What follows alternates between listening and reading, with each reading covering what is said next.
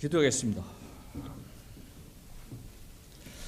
파종하여 수확할 때까지 이른 비와 늦은 비를 내려주시듯 때를 따라 은혜의 단비로 먹여주시고 보살펴 주시는 주님의 은혜를 감사합니다. 2024년 상반기를 지나오면서 풍성한 열매를 맺게 하여 주신 아버지 하나님, 오늘 맥주 감사 주일로 드리는 예배를 통해서 주님의 은혜를 깨닫고 감사함이 넘치게 하여 주시옵기만을 기도합니다. 언제나 함께 하시는 임마누엘 되시는 아버지 하나님, 저희들이 아플 때도 슬플 때도 고난과 고통 중에 있을 때도 주님은 여전히 저희들과 함께 하셨습니다. 저의 눈이 희미해져서 저의 마음이 우둔해져서 깨닫지 못하지만 주님은 여전히 저희들을 지켜주고 계십니다. 아버지 하나님, 저희들로 하여금 영의 눈을 뜨게 하여 주셔서 함께 하여 주시는 주님을 느끼게 하여 주시고 주님의 음성을 듣게 하시며 보이지 않는 주님을 볼 수 있도록 인도하여 주시옵기만을 기도합니다. 아버지 하나님, 이 시간 질병으로 고통과 고난을 받는 이들을 위해서 기도합니다. 치료하시는 여호와 라파 되시는 아버지 하나님, 저희들의 질병의 근원이 되는 환부에 주님의 손을 얹어주시고 능력의 말씀으로 치유하여 주시며 통증의 고통이 사라지고 모든 악한 질병들이 주님의 거룩한 보혈에 잠기게 하여 주시며 모태에서 나온 건강한 아기와 같은 원초적인 신앙을 회복하여 주시옵고 인도하여 주시옵소서. 저희들 대한민국을 사랑하시는 아버지 하나님, 오늘 선진국 바열에 오를 수 있도록 인도하여 주셨음을 우리는 알고 있습니다. 하나님 아버지, 현재의 시국이 시끄럽고 어려운 상황 속에서도 저희가 해야 할 일들을 성실하게 감당할 수 있음을 이끌어 주시었고 힘과 능력을 주시고 하나님 이외에 우리가 하나님께 열방과 민족을 향해서 기도할 수 있는 힘을 주시어서 교회마다 기도의 불이 꺼지지 않도록 이끌어 주시옵소서. 8월달 가족 수련회를 위해서 기도합니다. 가족 수련회를 통해서 참석하는 모두에게 믿음이 크게 장성하여 모두의 마음속에 주님의 사랑의 빛이 항상 있게 하셔서 천국을 추수하는 일꾼으로 될 수 있도록 일꾼이 될 수 있는 계기가 될 수 있도록 주여 인도하여 주시옵소서. 말씀을 선포하실 권순실 담임 목사님에게 성령이 함께하여 주셔서 영육간의 건강을 주시고 전해지는 말씀 속에서 주님의 음성을 듣게 하시며 마음의 생각과 성령께서 늘 주장하셔서 항상 성령의 음성에 민감하여서 온전한 순종으로 화더드림교회와 성도들을 이끌고 감에 부족함이 없는 사역자로 세워주시옵기만을 기도합니다. 알파와 오메가 되시는 아버지 하나님, 예배를 마치는 시간까지 주님 홀로 영광 받아 주시옵소서. 예수님의 이름 받들어서 기도했습니다.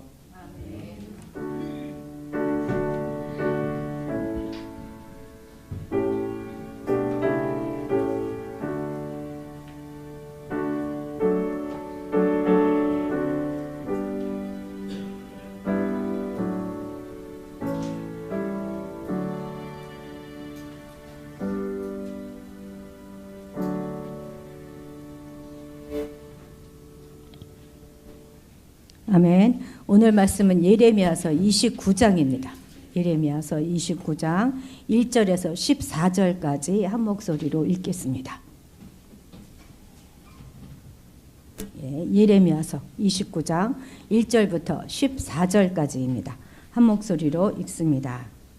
선지자 예레미야가 예루살렘에서 이 같은 편지를 느부갓네살이 예루살렘에서 바벨론으로 끌고 간 포로 중 남아있는 장로들과 제사장들과 선지자들과 모든 백성에게 보냈는데, 그때는 여고니아 왕과 왕후와 궁중 내시들과 유다와 예루살렘의 고관들과 기능공과 토공들이 예루살렘에서 떠난 후라.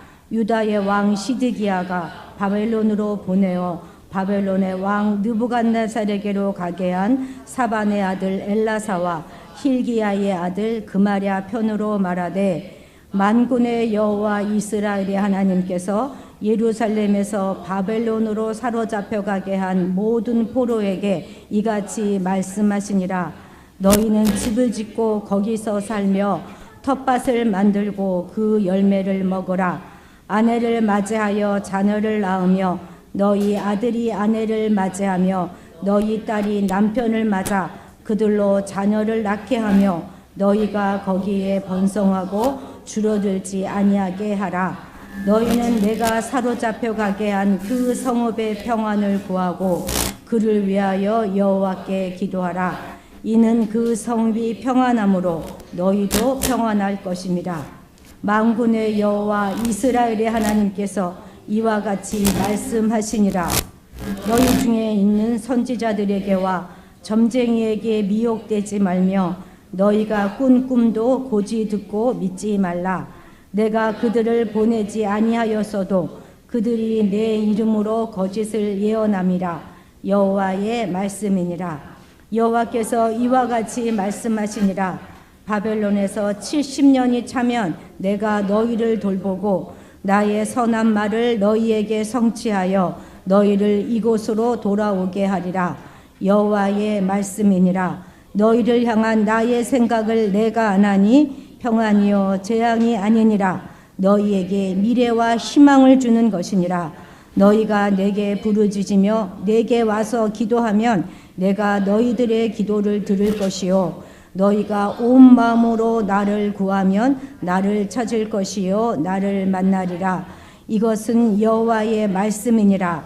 나는 너희들을 만날 것이며 너희를 포로된 중에서 다시 돌아오게 하되 내가 쫓아 보내었던 나라들과 모든 곳에서 모아 사로잡혀 떠났던 그곳으로 돌아오게 하리라. 이것은 여호와의 말씀이니라. 오늘 말씀 전합니다. 예. 우리는 이제 7월, 8월 2달 동안 예레미야서를 배우게 될 텐데요. 이 예레미야를 통해서 하나님의 마음을 조금 더 깊이 알아가는 그런 시간이 되기를 소원합니다. 이 예레미야서는 이 성경 중에서 역사서로, 선지서로 구분되어지는데요. 이 선지자들은 자기 그 시대 상황에 시대 상황 속에서 하나님의 말씀을 받아서 선포했던 그런 사람들이기 때문에 그 당시에 시대 상황을 알지 못하면 선지서를 이해하기가 참 어렵습니다. 그래서 먼저 본문으로 들어가기 전에 예레미야서의 역사적인 배경을 조금 공부해 보도록 하겠습니다. 공부하는 것입니다. 공부. 예. 자. 이스라엘은 솔로몬 왕 이후에 남유다와 북이스라엘로 분열되어졌어요. 우리나라가 남한과 북한이 있는 것처럼. 그러다가 이제 북이스라엘이 먼저 19대 호세아 왕 때 아수르에 의해서 멸망당합니다. 이때가 바로 BC 722년이죠. 이 북이스라엘이 멸망할 그 당시에 있었던 남유다는 히스기야 왕이 치리하고 있었을 때였습니다. 요 정도는 여러분들이 기억하시면 좋겠습니다. 그러니까 북이스라엘이 망했었을 때 남유다는 히스기야 왕이 다스리고 있었다. 요 정도는 상식으로 알고 있어야 할 것 같습니다. 예, 이때까지, 그러니까 히스기야 왕이 다스리고 있을 이때까지는 그래도 아수르가 힘이 있었어요. 세력이 있었어요. 그래서 막 히스기야 시대에 이 남유다를 막 그냥 막 그 힘을 과시하고 성을 막 포위하고 막 그러기도 했었습니다. 근데 요 시기가 지나고 나면 아수르는 점점 힘을 잃어가고 마침내 신흥 강대국으로 떠오르고 있었던 바벨론에 의해서 완전히 아수르도 멸망당하게 되지요. 북이스라엘이 멸망하고 난 뒤에 약 130년 정도를 더 유다는 그 명맥을 유지해 갑니다만 이들 역시 북이스라엘의 그런 우상 숭배라든지 악한 모든 것들을 다 버리지 못했어요. 거기서 자유롭지 못합니다. 저들의 멸망을 보고 우리도 이렇게 멸망할 수 있겠구나 이렇게 깨달았고 돌이키고 회개했어야 되는데 이들은 자기들에게 율법도 있고 성전도 있기 때문에 그것에 너무 큰 자부심을 가지고 있어서 멸망할 것이라고는 조금도 생각하지 못했었습니다. 그러니까 자기들 성전에는 하나님이 계시기 때문에 어떻게 우리가 살든 절대 무너지거나 망하지 않을 것이다. 이런 확신이 있었던 것이죠. 자, 예레미야 선지자는 히스기야 시대가 왕시대죠. 한 100년 정도 지난 후에 있었던 요 요시야 왕서부터 시작해서 시드기야까지 요때까지 말씀을 받아 선포했던 선지자입니다. 히스기야 왕 때는 이사야 선지자가 주로 활동했거든요. 예레미야는 이사야보다는 100년 뒤에 선지자라는 것이죠. 요 시기는 아주 유다는 격변기였습니다. 그리고 막 요동치는 국세 정세 속에서 강대국들의 그 사이에서 눈치를 봐야 하는 그런 시대였던 것이죠. 그런데 요 시기가 바로 요시야부터 해서 시드기야까지가 바로 이제 예레미야가 활동했던 시기인데요. 여기 요 요시야 왕은 아주 그런 죄악된 그런 유다 그 상황 속에서도 하나님의 말씀으로 굉장히 살려고 애를 썼던 선한 왕입니다. 성전을 막 다시 재정비하고 종교 개혁을 일으켰던 아주 전무후무한, 이전에도 없었고 이후에도 그런 왕은 없을 것이다 이렇게 평가할 만큼 선한 왕이었는데, 그만 40세의 젊은 나이로 무기토 전투에 참가했다가 거기서 그냥 갑자기 사망하고 말아요. 그러니까 백성들이 막 이제 서둘러서, 왕이 죽었으니까 그의 둘째 아들인 여호아하스를 왕으로 추대합니다. 위에 백성이라고 써 있는 것은 백성들에 의해서 추대되었다 이거, 이스라엘 백성들에 의해서. 그런데 이제 이 불과 3개월 만에 애굽이 쳐들어와서 이 여호아하스를 폐위시키고 3개월 만에 자기네들 마음대로 그의 형인 여호야김을 왕의 자리에 앉힙니다. 그러니까 여호야김은 애굽이 세운 거예요, 이 왕을. 이 여호야김은 11년간 유다를 통치하는데요. 아주 여러 가지 악행을 저지르고 선지자 우리야를 죽였던 아주 악한 왕입니다. 그리고 이 여호야김이 통치하는 기간 동안에 바벨론은 굉장히 강성해져서 예루살렘뿐만 아니라 그 이집트의 국경 지역까지 전부 다 정복하는 아주 위세를 드높입니다. 그래서 여호야김은 요 시기에 자기를 왕으로 세워준 애굽의 눈치도 보고 강대국으로 떠오르는 바벨론의 눈치도 보면서 요리 붙었다 조리 붙었다 이렇게 하면서 이제 정치를 하고 있었으니 이 유다의 이 백성들의 상황이 얼마나 힘들고 어려웠겠습니까? 바벨론은 총 3번에 걸쳐서 예루살렘을 침공해요. 그런데 그 중에 제2차 침공 때 여호야김은 바벨론으로 끌려가게 됩니다. 그래서 거기서 죽음을 당하게 되고, 그 다음에 이제 그의 아들이었던 여호야긴이 이제 왕으로 세워집니다. 그런데 이 여호야긴 왕도 불과 3개월 만에 바벨론으로 끌려가요.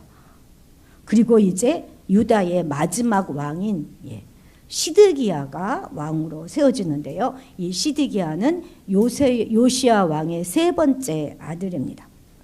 여기서 말하는 이 여호야긴 왕도 그렇고 시드기야 왕도 그렇고 모두 다 바벨론이 왕으로 세운 이런 왕들입니다. 바로 요때 요런 격변기에 예레미야 선지자들은 바벨론에 포로로 끌려가는 것이 하나님의 뜻이니 바벨론에 대응하지 말고 순순히 항복하라 이렇게 여호와의 말씀을 전했습니다.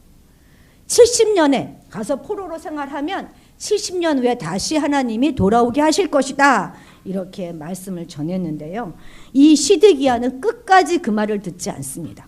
애굽과 손잡고 어떻게 하든지 자기들이 바벨론을 대항해서 싸워보려고 애를 쓰다가 결국은 바벨론에 의해서 체포되고 자기 앞에서 두 아들이 죽임을 당해요. 그리고 자신은 두 눈이 뽑힌 채로 바벨론으로 끌려갑니다. 참 그래서 마침내 남유다도 멸망하게 되는데 이때가 BC 586년입니다. 참 비운의 역사죠. 자, 우리 다 같이 2절 같이 읽어볼까요? 시작. 그때는 여거니아 왕과 왕후와 궁중 내시들과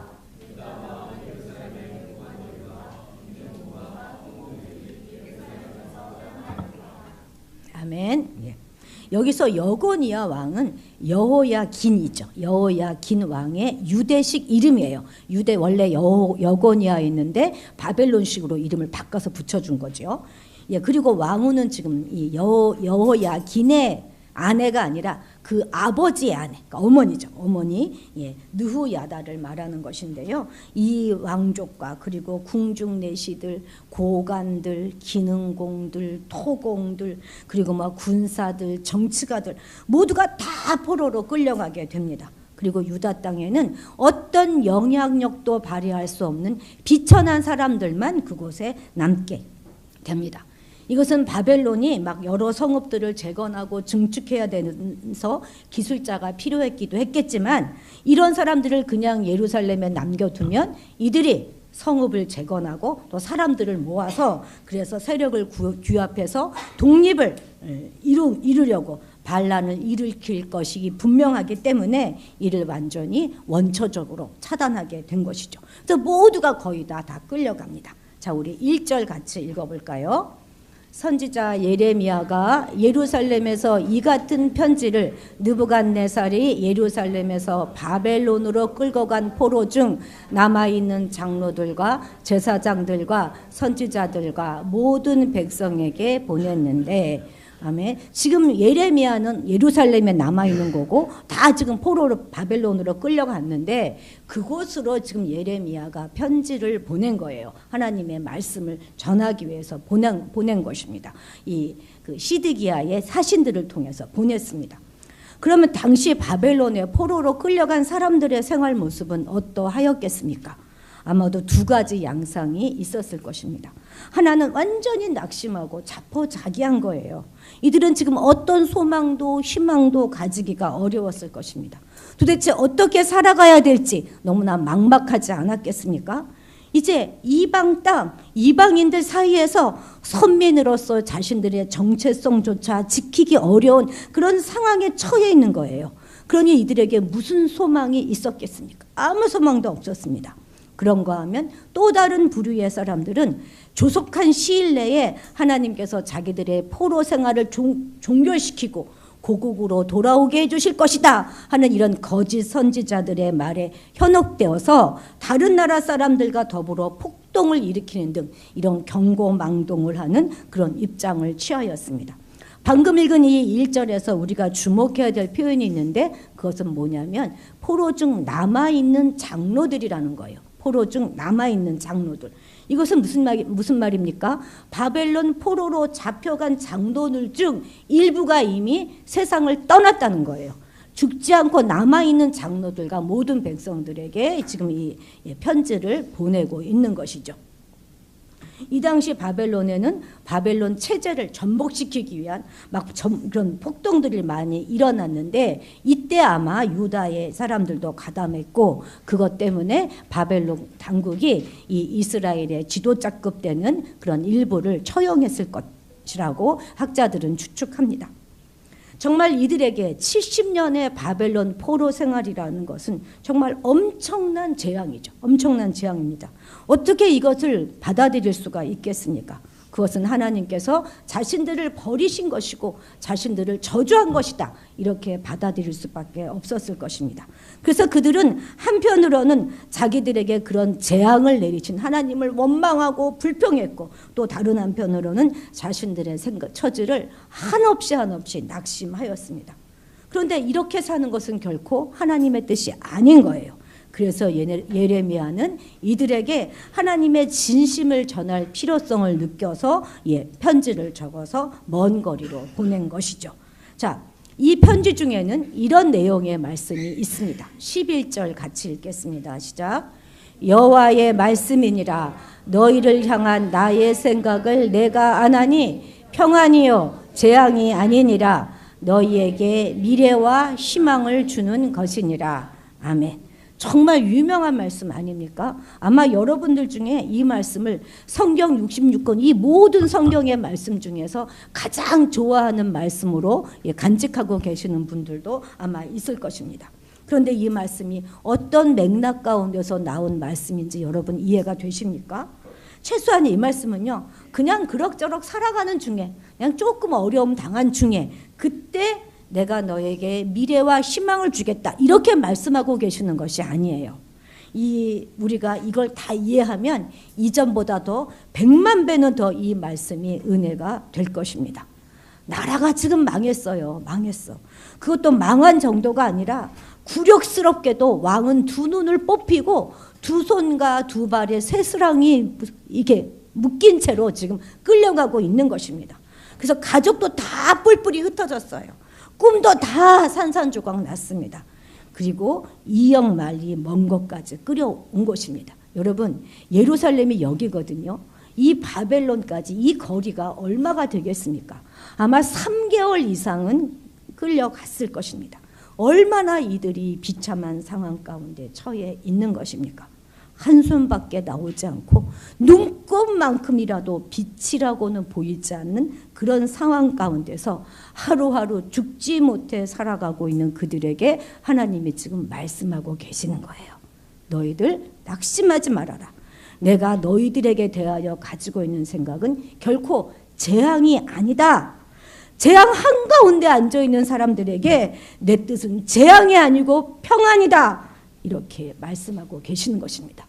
소망이 하나도 없다고 생각하는 그들에게 나는 너희들에게 미래와 희망을 주겠다. 이렇게 약속하고 계시는 것입니다. 과연 이 말이 이들에게 믿어졌겠습니까? 하나님께서는 자기 백성을 무척 사랑하십니다.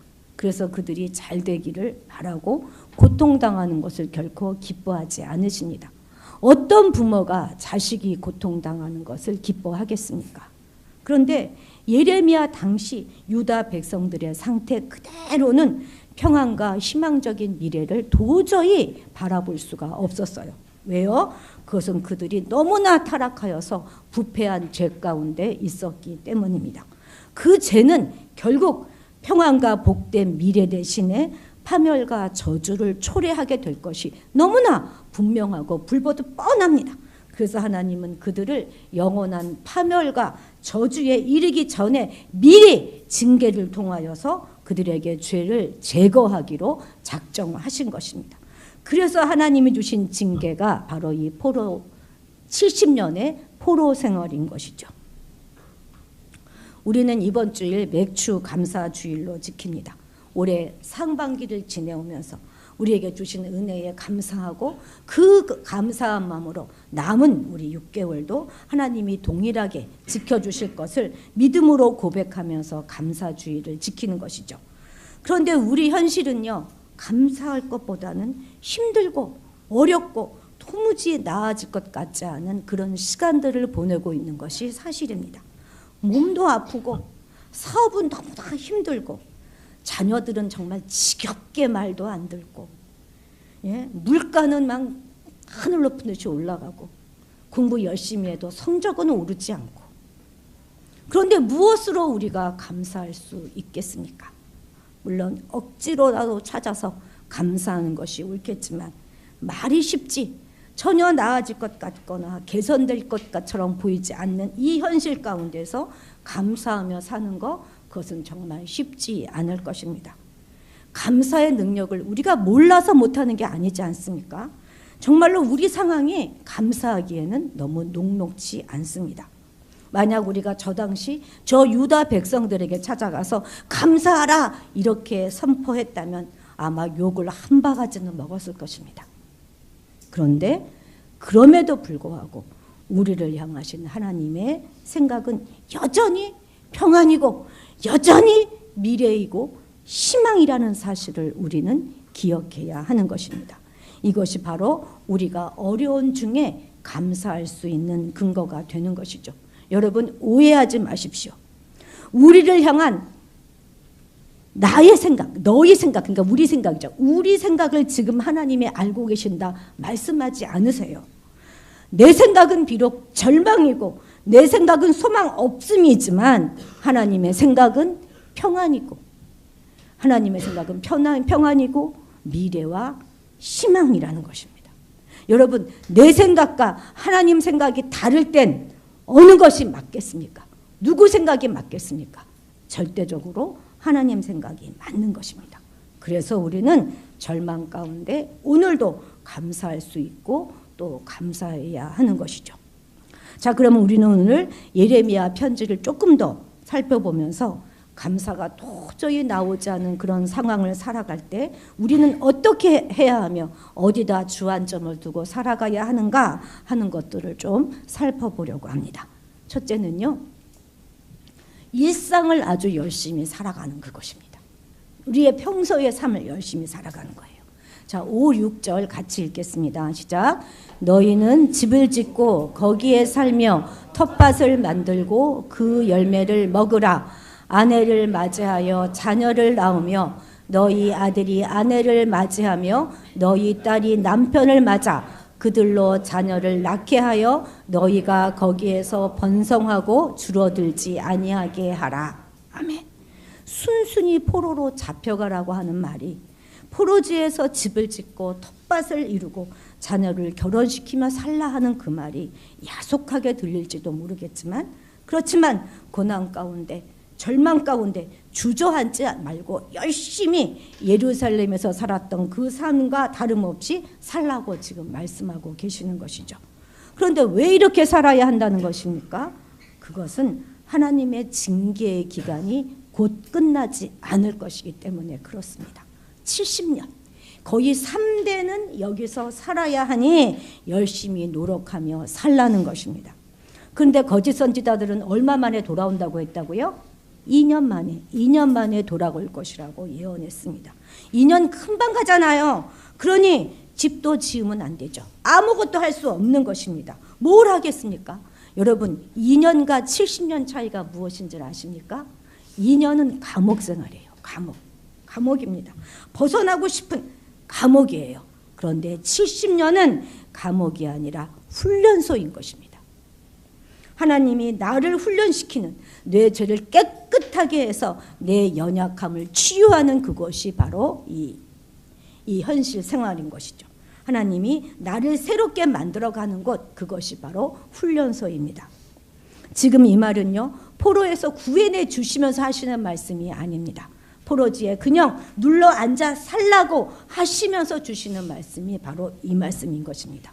천국을 우리에게 옮겨주면서 하는 말씀이 아니라 이 어려움 가운데, 이 땅 가운데 계속 살라고 하시면서 하시는 말씀이 뭐냐면, 이것은 재앙이 아니다, 이것은 평안이고 이것은 미래이고 희망이다, 이렇게 말씀하고 계시는 것이죠. 이것이 재앙이 아니고 너에게 주는 또 다른 삶이다, 이렇게 말씀해 주십니다. 그 삶을 성실하게 살아가면 되는 것입니다. 아내도 맞이하고 아이도 낳고 며느리도 보고 사이도 보면서 살되 번성하고 줄어들지 말라 말씀하십니다. 왜냐하면 이제 70년이 차서 돌아가서 뭔가 이루고 더 잘 살려면 여기서도 자녀를 많이 낳고 그래야 된다는 것이죠. 이것이 바로 하나님의 뜻인 것입니다. 사실 우리들도 다 정도의 차이는 있겠지만 다 어느 정도의 어려움 가운데서 살아가고 있습니다. 이스라엘 백성 정도까지는 물론 아니겠지만 나아질 것 같지 않은 그런 상황 속에서 출구를 찾지 못하며 살아가시고 계시는 분들도 분명 있을 것입니다. 그런데 그럴 때일수록 주저앉지 말고 그저 매일매일의 일상의 삶을 어느 한 부분도 포기하지 말고 적극적으로 살아가야 하는 것입니다. 그러니까 고난과 역경을 이겨내는 힘은 대단한 처세술이나 아주 현란한 그런 어떤 능력이 아니라 그저 일상의 삶을 묵묵히 성실히 살아가는 그것이라는 사실입니다. 눈앞이 깜깜할 때는요, 그저 한 발만 내디디면 돼요. 한 발씩 가는 것입니다. 저 멀리로 뛰려고 하면 안 돼요.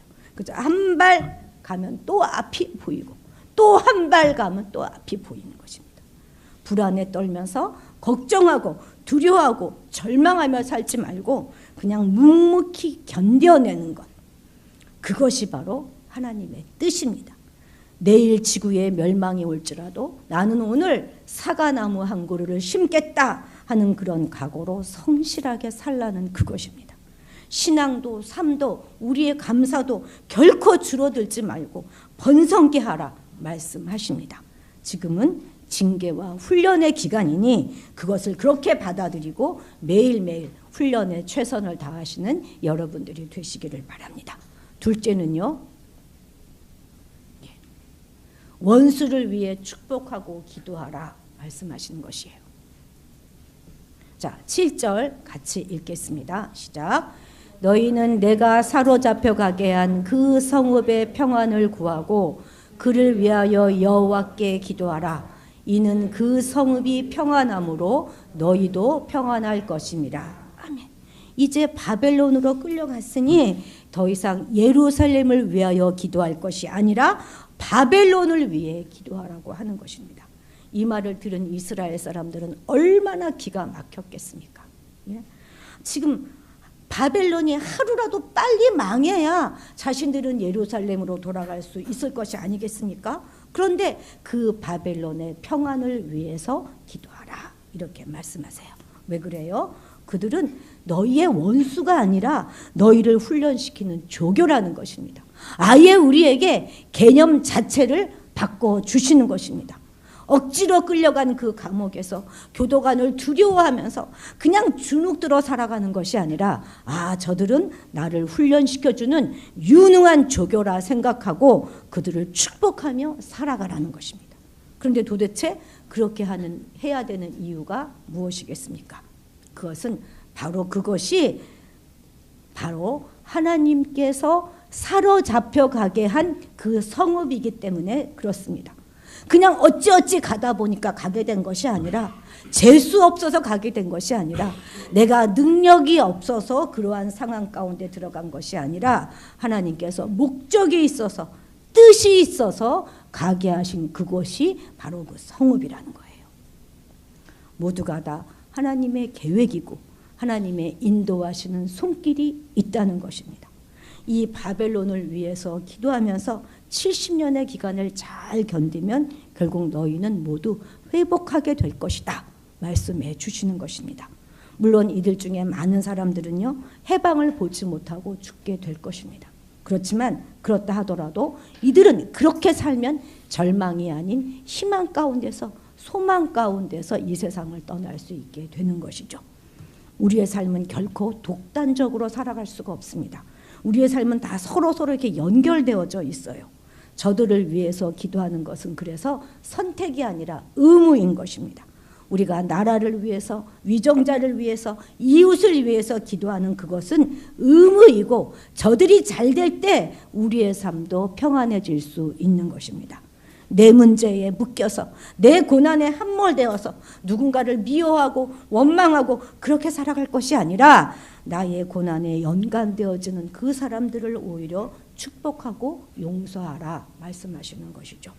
그런 훈련 교관을 주신 하나님께 감사라는 것입니다. 여러분 우리가 누군가를 막 미워하면은요 결국 그 피해가 누구한테 옵니까? 나한테 고스란히 오는 것입니다. 내가 미워하고 저주한다고 그 저주가 그 사람에게 갑니까? 가지 않아요. 오히려 나만 병들고 내 안이 사단의 놀이터가 되는 것입니다. 어쩜 우리의 고난의 기간은 생각보다 길 수 있습니다. 곧 끝날 것이라고 다 잘 될 것이라고 하는 주변의 희망 고문에 속지 마시기 바랍니다. 지금 그 자리에서 그 상황 가운데서 할 수 있는 것들을 찾아내고 그리고 나를 힘들게 하는 자들을 오히려 축복하고 그들의 평안을 위해서 기도하게 되면 결국은 내가 평안해질 것이다 하는 말씀을 기억하시기 바랍니다. 내가 편안해져야 이 훈련의 기간도 잘 보낼 수 있는 것이죠. 우리 12, 13절 같이 읽어보겠습니다. 너희가 내게 부르짖으며 내게 와서 기도하면 내가 너희들의 기도를 들을 것이요 너희가 온 마음으로 나를 구하면 나를 찾을 것이요 나를 만나리라. 아멘. 당시 유대 사람들은요 성전이 무너지면 모든 게 다 끝난다 이렇게 생각했어요. 다 망한다 생각했습니다. 하나님은 성전에 계신다 이렇게 생각했으니 말입니다. 그런데 하나님께서 뭐라고 말씀하세요? 난 성전에 있는 것이 아니라 너희들 중에 있을 것이다 말씀하고 계시는 거예요. 우리의 아픔 중에 우리의 고난 가운데 계실 것이고 그래서 우리가 부르짖어 기도하고 외치면 반드시 우리의 기도를 들어주실 것이다 이렇게 약속해 주십니다. 만왕의 왕이신 하나님께서 우리같이 낮고 비천한 자들을 만나주시겠다 약속해 주시는 것이 얼마나 감사합니까? 우리가 하나님을 만나면 우리의 모든 것은 다 멋지게 변화될 것입니다. 그리고 그것이 우리의 힘이 되는 것이죠. 세 번째는요, 잘 분별하라 말씀하십니다. 분별을 잘하래요. 자, 8절 9절 같이 읽어보겠습니다. 만군의 여호와 이스라엘의 하나님께서 이와 같이 말씀하시니라. 너희 중에 있는 선지자들에게와 점쟁이에게 미혹되지 말며 너희가 꾼 꿈도 고지 듣고 믿지 말라. 내가 그들을 보내지 아니하였어도 그들이 내 이름으로 거짓을 예언함이라. 여호와의 말씀이니라. 아멘. 왜 고난과 낙심 가운데 있는 자들에게 특별히 분별할 것을 당부하셨을까요? 그것은 그만큼 거짓 유혹과 미혹에 빠지기 쉽기 때문입니다. 자신이 꿈꾼조차도 믿지 말라 하잖아요. 꿈 너무 의지하지 말라는 거예요. 그만큼 미래가 불안하고 걱정되니까 정말 괜찮다는 말을, 잘 될 거라는 말을, 희망이 있다는 말을 간절히 듣기를 원합니다. 그러니까 이렇게 듣고 싶은 말이 있으니까 누군가 그 말을 이렇게 던져주면 혹하게 되는 것이죠. 그래서 그 근거 없는 말에 괜히 위로를 받으면서 넘어가게 되는 거예요. 거짓 선지자들은요, 입만 열면 거짓말하는 자들입니다. 그런데 우리가 불안할수록, 걱정이 많을수록 이런 거짓 예언에 흔들릴 수가 있기 때문에 분별하라 이렇게 말씀해 주시는 것입니다. 오늘날 우리가 살아가는 이 세상 가운데도 정말 떠돌아다니는 정말 자칭 이것이 진리다 하는 것들이 얼마나 많습니까? 우리는 도대체 무엇이 진실이고 어떤 것을 믿어야 할지 헷갈립니다. 도대체 우리는 누구에게 믿고 누구의 말을 들어야 하겠습니까? 그런데 우리에겐 이미 하나님께서 주신 공인된 예언서가 있지 않습니까? 예? 그것이 바로 이 성경이에요. 이것도 모르면서, 이것도 잘 알려고 하지 않으면서 그저 뭔가 특별한 것이 없는가 하며 특별한 것을 찾아다니는 거, 그거 정말 옳지 않습니다. 왜 이렇게 다른 것을 찾아다닙니까? 무슨 소리죠? 예. 성경이 너무 힘든 거예요. 성경이 자꾸 죄를 지적하고 막 이렇게 하니까 괴로우니까 다른 것을 찾아다니는 것이죠. 그것이 바로 미혹의 영인 것입니다. 여러분, 성경으로 충분합니다. 성경 하나면 족합니다. 만약 그것이 부족했다면 하나님께서 우리에게 더 주셨을 것입니다. 우리가 고난과 어려움 가운데 살면서 우리의 내면을 말씀으로 채우지 않으면 우리는 십중팔구 흔들리게 될 것입니다. 그래서 사기치는 사람들이, 또 종말론을 외치는 이단들이 부자를 찾아다니는 것이 아니라 이렇게 내면이 흔들리는 자들을 찾아서 접근하는 것이 아니겠습니까? 우리의 상황이 어려울수록 우리는 분별을 잘해야 하는 거예요. 잘 분별하려면 어떻게 해야 된다고요? 우리의 내면이 힘이 있어야 되는 거예요. 우리가 실력을 갖춰야 하는 것입니다. 실력은 오직 성경을 통해서만, 말씀을 통해서만 갖출 수가 있습니다. 우리가 성경을 가까이 하고 주님을 가까이 함으로 하루하루의 일상이 거룩한 일상, 참된 일상, 진지한 일상이 되도록 할 때 우리의 삶은 결코 흔들리지 않을 것입니다. 오늘 우리가 말씀을 통해서 반드시 기억해야 될 한 가지는, 절대 고난 가운데 있을 때 빨리 거기서 벗어나려고 발버둥치지 말라는 것입니다. 그러면 그럴수록 더 깊이 빠져들 수가 있어요. 오직 고통과 어려움에만, 그것에 벗어나는 거에만, 거기에다 목적을 두고 목표를 두고 막 몰두하게 되면 거짓에 빠지기 쉽고 거짓 위안에 사로잡히기 쉽습니다. 배울 거 다 배우고 거칠 거 다 거쳐야 그 단계를 넘어갈 수 있는 것입니다. 마음 든든히 먹고 그 고난 가운데서 하나님은 지금 내게 뭐라고 말씀하시는가? 내가 뭘 배우기를 하나님은 원하시는가? 어떤 이유에서 하나님은 나에게 이 고난을 허락하셨는가? 이런 것들을 곰곰 생각하시면서 충분히 그 시간을 몸으로 겪어내는 것입니다. 내가 당장 할 수 있는 일상의 일들을 꼼꼼히 하면서 어떤 특별한 일이 아니라 그냥 하찮은 일이지만 성실히 하면서 그 작은 것이라도 하나하나 성취해 나가는 것입니다. 그러면서 어려움 가운데 만나는 크고 작은 일들과 사람에 대하여 감사하면서 축복하면서 보낼 때 우리의 70년은 어느새 지나가고 말 것입니다. 해마다 맞이하는 감사 주일입니다. 우리는 다시 한번 우리에게 주시는 위로의 말씀에 집중해 봅시다. 우리가 전혀 길이 없다고 생각하는 그곳에서 하나님은 우리에게 재앙이 아니다, 평안이다 이렇게 말씀하고 계십니다. 그래서 내가 너희에게 고난을 주었다 말씀하십니다. 그 멋진 하나님이 우리 아버지이시기 때문에 우리는 감사하지 않을 수가 없는 것이죠. 우리에 대해서 너무나 멋진 계획과 소망을 가지고 계신 그 아버지로 인해서 올해도 우리는 다시 한번 힘을 내어 살아갈 수 있는 것이죠. 우리가 할 일은 무엇입니까? 얼른 우리의 환난과 역경 속에서 우리의 죄를 발견하고 찾아내고 회개하고 다시 한번 하루하루를 성실하게 살아가는 것입니다.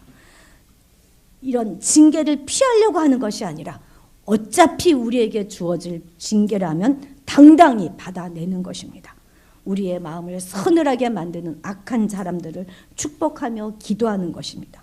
그리고 우리를 유혹하는 모든 것들로부터 잘 분별하여 내서 우리의 마음의 중심을 지키는 그것입니다. 그럴 때 우리의 모든 삶은 삶도 감사와 기쁨으로 채워지게 될 것입니다. 기도하시겠습니다. 우리를 눈동자와 같이 지키시는 하나님 아버지께 감사드립니다. 어떤 어려움 가운데도 피할 길을 내시고 우리를 지키시며 마침내 기쁨과 평안과 미래와 희망을 주시기를 원하시는 하나님의 진심이 오늘 우리를 감동시킵니다. 이 사랑 가운데서 늘 감사하며 살아가게 하옵소서. 우리에게 주어진 모든 고난과 역경을 그저 벗어나려고 발버둥 치느라 귀한 시간 낭비하지 않게 하시고 주어진 모든 상황 가운데서 하나님의 뜻을 발견하고 하나님과 동행하면서 성실히 하루하루를 살아가게 도와주옵소서. 내 고통 가운데 함몰되어 있지 않게 하시고 눈을 들어 주변을 바라보며 만나는 모든 이들을 축복하고 사랑하고 잘 분별하며 살아가면서 하나님 아버지에 대한 감사를 놓치지 않도록 도와주옵소서. 감사드리며 예수님의 이름으로 기도드렸습니다.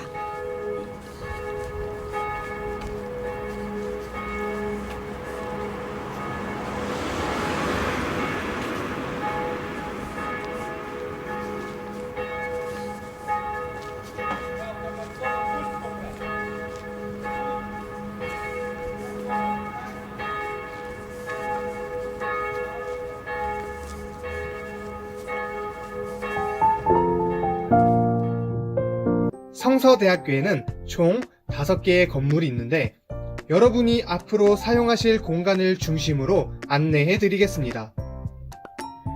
먼저 정문으로 들어오시면 오른쪽으로 보이는 푸른색 건물이 갈멜관입니다. 저희 대학원은 갈멜관 3층에서 채플과 신학대학원 수업이 있습니다. 갈멜관 좌측에 있는 건물은 모리아관입니다. 이 건물 1층에 대학원 원우회실이 있습니다. 원우회실에 대한 자세한 안내는 다음 영상에서 소개하겠습니다. 모리아관을 지나서 학교 가장 안쪽에 있는 건물은 1립관입니다. 1립관에는 사회복지, 보육, 간호학과 교실이 있으며 4층과 7층에 교수 연구실이 위치하고 있습니다. 다음은 미랄관입니다. 미랄관 지하 1층에는 로고스 홀이 있습니다. 미랄관 1층에는 카페와 북카페가 있으며 3층과 4층은 도서관입니다. 마지막으로 복음관입니다. 복음관 1층에는 대학교 교학처와 일립신앙교육부가 있습니다. 채플은 월요일과 목요일 오후 6시에 있으며 총 참석 일수의 75% 이상 참석하셔야 합니다. FT는 매년 1학기에 신앙과 공동체 함양을 위해 2박 3일간 진행됩니다. 미랄신앙훈련은 졸업하기 전에 꼭 한번 참석해야 하며 방학 때 포천 미랄훈련센터에서 2박 3일간 있습니다. 복음관에서는 주로 상담과 신학과 수업이 진행되며 5층에는 교수 연구실이 있습니다.